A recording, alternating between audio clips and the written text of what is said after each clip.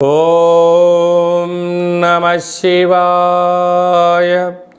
ఓం నమో నారాయణాయ. కర్మ నివారణ నరదృష్టి నివారణ కాళభైరవాయ నమో నమః. ఓం దిగంబరాయ విద్మహే అశ్వవాహనాయ ధీమహి తన్నో శ్రీ ఉన్మత్త కాళభైరవ శ్రీ వారాహి శక్తి దేవ్యై నమోస్తుతే. హరి ఓం. మా ఛానల్కి స్వాగతం. చూస్తున్న వీక్షకులకు ప్రేక్షకులకు ప్రియ కాళభైరవ భగవద్బంధులకి స్వాగతం పలుకుతూ మమ్మల్ని ఎంతగానో ఆదరిస్తూ ఉండబడినటువంటి ప్రియ సోదర సోదరీమణులకు స్వాగతం పలుకుతూ అందరి పైనను శ్రీ ఉన్మత్త కాళభైరవ స్వారికి ఆశీస్సులను కోరుకుంటూ ఎవరి గృహంలో కూడా కలతలు లేకుండా అష్ట కష్టాలు లేకుండా అష్ట ఐశ్వర్య ప్రాప్తిని కలిగించాలని కోరుకుంటూ వారు విద్యార్థులైతే విద్యార్థులు విద్య, ఉద్యోగస్తులైతే ధనము, వ్యాపారస్తులైతే వ్యాపార ఆకర్షణ కలిగి అన్నింటా విజయం సాధించాలని ప్రార్థన చేస్తూ కాళభైరవ స్వామి వారిని ఆశీర్వదించమని మనసారా కోరుకుందాం. 1వ తారీఖు 7వ నెల 2024 నుండి 15/7/2024 వరకు పుట్టినటువంటి వారందరికీ కూడా ముందస్తుగా జన్మదిన శుభాకాంక్షలు. గతంలో వివాహం చేసుకున్న వారికి వివాహ వార్షికోత్సవ శుభాకాంక్షలు.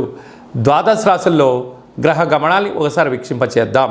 కన్యరాశి వారు జ్యేష్ఠమాస అమావాస్య ఆరుద్ర నక్షత్రము శుక్రవార సందర్భంగా ఎలాంటి విధి విధానాలు పాటించాలో ఈ వీడియోలో సవివరంగా సంపూర్ణంగా తెలుసుకుందాం. కన్యరాశిలో ఏ నక్షత్రాలు వస్తాయిగా? ఉత్తరా నక్షత్రంలో 2, 3, 4 పాదాలు, హస్తా నక్షత్రంలో 4 పాదాలు, చిత్తా నక్షత్రంలోని 1, 2 పాదం కలిపితే కన్యరాశి. చాలామందికి పుట్టినటువంటి కాల సమయంలో డేటా ఆఫ్ బర్త్లు లేనటువంటి కారణం వలన పేరు యొక్క మొదటి అక్షరాన్ని అనుసరిస్తూ రాశిని తెలుసుకునే ప్రయత్నం చేద్దాం. టో, పా, పి, హు, ష, అణ, ఠ, పే, పో అక్షరాల వరుణుడు కన్యరాశి జాతకులే. కన్యరాశి యొక్క అధిపతి బుధ భగవానుడు. వీరికి రాశిలోనే కేతు సంచార స్థితి ఉండడం వలన వీళ్ళు ప్రతి విషయాన్ని ఈ మధ్యకాలంలో భూతద్దుల్లో పెట్టి చూసే పరిస్థితి అయిపోయింది. అంటే గతంలో చేసిన కొన్ని తొందరపాటు నిర్ణయాల వల్ల తగిలినటువంటి దెబ్బలు, నష్టపోయిన విధానము, ఆ సమయాన్ని ధనాన్ని తిరిగి వెనక్కి తెచ్చుకోలేని పరిస్థితుల్లో నేను ఇప్పుడు ఎక్కడ తప్పులు చేస్తానో, నేనేం చేస్తానో అన్న కారణం చేత ప్రతి విషయంలో కూడా ఆచితూచి నిర్ణయాలు తీసుకుంటున్నారు. ఇది మంచిదే. కాకపోతే ప్రతి విషయాన్ని కూడా ఇలా నానుస్తూ పోతూ ఉంటే సమయం కూడా వృధా అవుతుంది. కనుక అది ధర్మం అనిపించింది, మీరు ప్రొసీడ్ అవ్వండి. లేదు కొంతకాలం వాయిదా వేయండి. ఇక్కడ సమయం, ధనం విలువైంది. దాంతోపాటు మీ యొక్క భవిష్యత్తు జీవితం కూడా విలువైందని చెప్పి గుర్తుపెట్టుకోగలగాలి.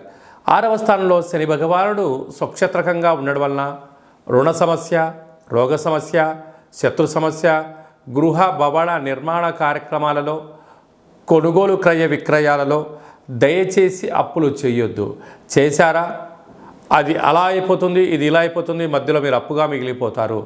అంటే కొద్ది భాగం ధనం మీ దగ్గర ఉంటే దానికి 3 ఇంతల ధనాన్ని పెట్టి ఇల్లు కొన్నా, స్థలం కొన్నా, వ్యవసాయ పొలం కొన్నా ఒక 40 రోజులు 3 నెలలు ఎంత తొందరగా గడిచిపోతాయి.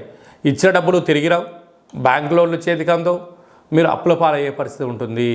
కనుక అందుకే దీపం ఉండగానే ఇల్లు చక్క పెట్టుకోవాలి, అనుకూలంగా లేనప్పుడు మౌనంగా ఉండాలి అని చెప్తారు.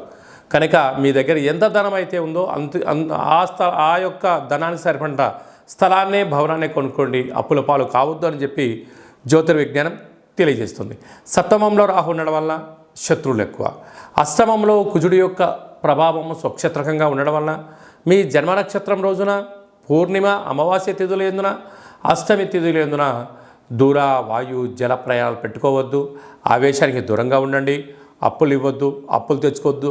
మితిమీరిన వేగంతో వాహన ప్రయాణం చేయొద్దు.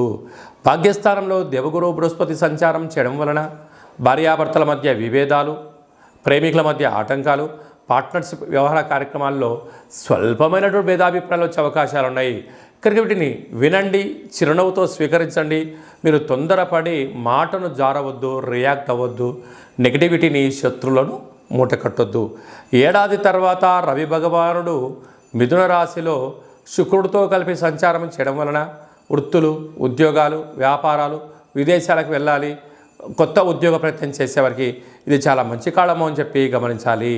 లాభస్థానంలో బుధ భగవానుడు సంచారం చేయడం వలన మీ తెలివితేటలకు, బుద్ధుడికి మంచి కాలం అని చెప్పి గమనించాలి.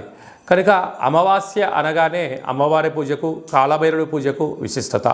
కళవు వెంకటనాయక అన్నట్టుగా వెంకటేశ్వర స్వామి వారికి ఒక తులసిమాలను సమర్పించడం, కాళభైరవ స్వామి యొక్క దీపము, కాళభైరవ స్వామి వారి యొక్క సౌభాగ్య ముడుపు, కాళభైరవ అష్టకాన్ని వినడం, పక్షులకు, కుక్కలకు ఆహారాన్ని దానం చేయడం వలన ఈ సమస్యలన్నీ తొలగిపోతాయని చెప్పి గమనించాలి.